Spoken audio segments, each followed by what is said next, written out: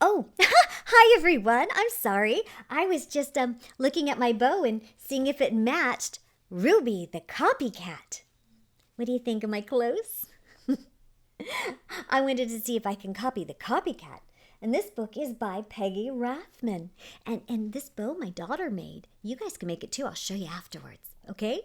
All right. Now let's hear why Ruby is a copycat. There we go. Monday was Ruby's first day in Miss Hart's class.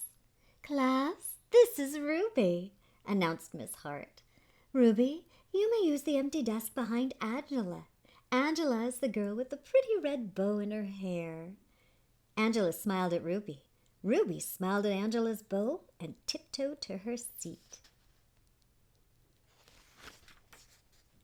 I hope everyone had a pleasant weekend, said Miss Hart.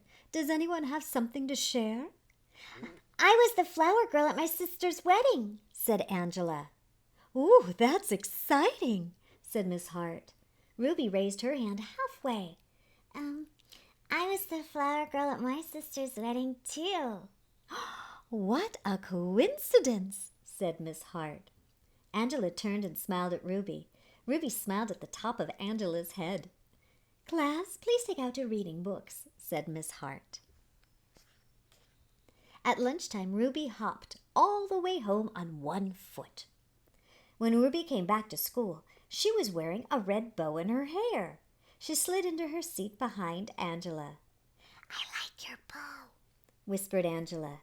I like yours too, whispered Ruby. Class, please take out your math books, said Miss Hart. On Tuesday morning, Angela wore a sweater with daisies on it. At lunchtime, Ruby hopped home sideways. When Ruby came back to school after lunch, she was wearing a sweater with daisies on it. I like your sweater, whispered Angela. I like yours too, whispered Ruby. On Wednesday, Angela wore a hand-painted t-shirt with matching sneakers. Can you see? After lunch, Ruby hopped back to school wearing a hand-painted t-shirt with matching sneakers. Why are you sitting like that? Whispered Angela. Wet paint, said Ruby. On Tuesday morning, during sharing time, Angela modeled the flower girl dress she wore at her sister's wedding. Oh, how pretty. Ruby modeled her flower girl dress too, right after lunch. Angela didn't whisper anything. By coincidence, on Friday morning, both girls wore the same red and lavender striped dress. Can you see their red and lavender striped dresses? At lunchtime, Angela raced home. When Angela came back to school, she was wearing a black dress. On Friday afternoon, Miss Hart asked everyone to write a short poem. Would anyone like to read first? Asked Miss Hart. Angela raised her hand. She stood by her desk and read. I had a cat I could not see, because it stayed in back of me. It was a very loyal pet. It's sad we never really met. That was very good, said Miss Hart. Now, who's next?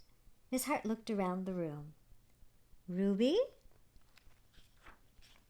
Ruby stood and recited slowly.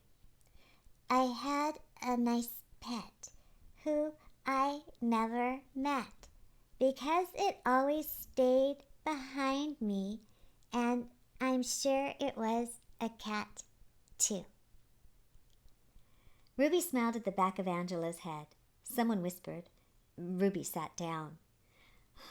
What a coincidence, murmured Miss Hart.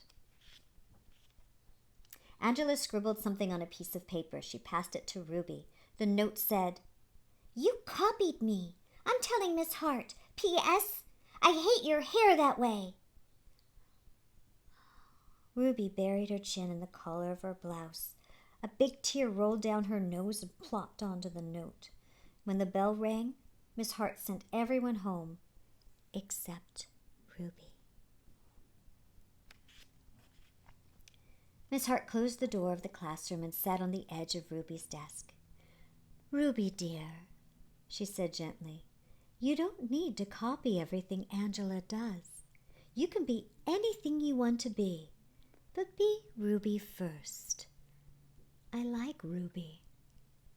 Miss Hart smiled at Ruby. Ruby smiled at Miss Hart's beautiful polished fingernails. "Have a nice weekend," said Miss Hart. "Have a nice weekend," said Ruby. On Monday morning, Miss Hart said, "I hope everyone had a pleasant weekend. I did. I went to the opera." Miss Hart looked around the room. "Does anyone have something to share?" Ruby waved her hand. Glued to every finger was a pink plastic fingernail. Can you guys see? "I went to the opera too," said Ruby. "She did not," whispered Angela. Miss Hart folded her hands and looked very serious at Ruby. "Ruby, dear," said Miss Hart gently, "did you do anything else this weekend?" Ruby peeled off a fingernail.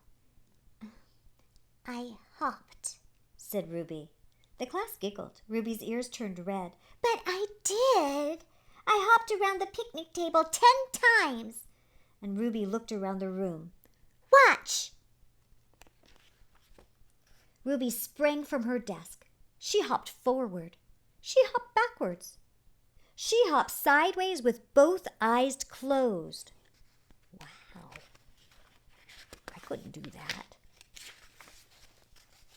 The class cheered and clapped their hands to the beat of Ruby's feet. Ruby was the best hopper they had ever seen. Miss Hart turned on the tape player and said, "Follow the leader. Do the Ruby hop." So Ruby led the class around the room while everyone copied her. I want to learn the Ruby hop. At noon, Ruby and Angela hopped home for lunch. The end. Aw, how fun! Ruby the copycat. Well, sometimes it's fun to copy and sometimes it's fun to be original. Oh, here, let me show you.